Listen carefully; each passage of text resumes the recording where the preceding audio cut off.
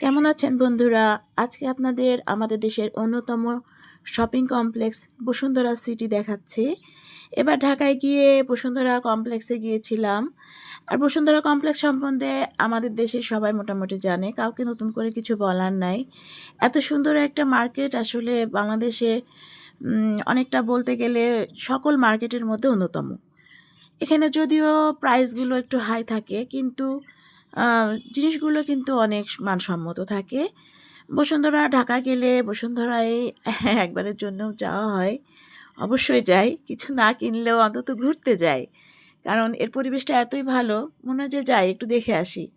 ঘুরতে গেলে তো কিছু, কিছু কিনতে ইচ্ছে করে। তবে নিজের সামর্থ্যের মধ্যে রিজনেবল প্রাইস হলে তখনই একটু কিনতে পারি। তো এই তো বসুন্ধরা দেখাচ্ছি আপনাদেরকে। আমি আসলে একটা দোকান খুঁজে বের করতে চাচ্ছিলাম। সে সময় আমি ভিডিওটা করেছি।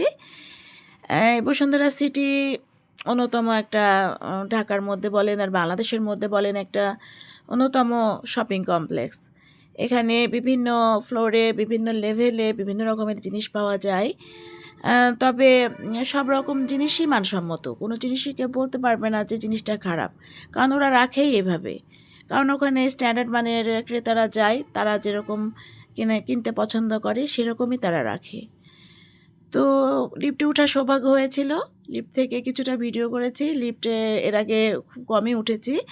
এবার উঠতে পেরেছিলাম।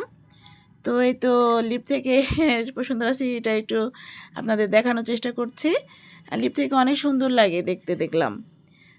ক্যাপসুল লিফট যেটা বলে। তাছাড়া চলন্ত সিঁড়িটাই বেশি ব্যবহার করি। তো এবার লিফটে উঠেছিলাম। তো পুরোটাই প্রায় দেখানোর চেষ্টা করছি লিফট থেকে। তো বসুন্ধরা সিটি কম বেশি সবাই হয়তো অনেকে যান।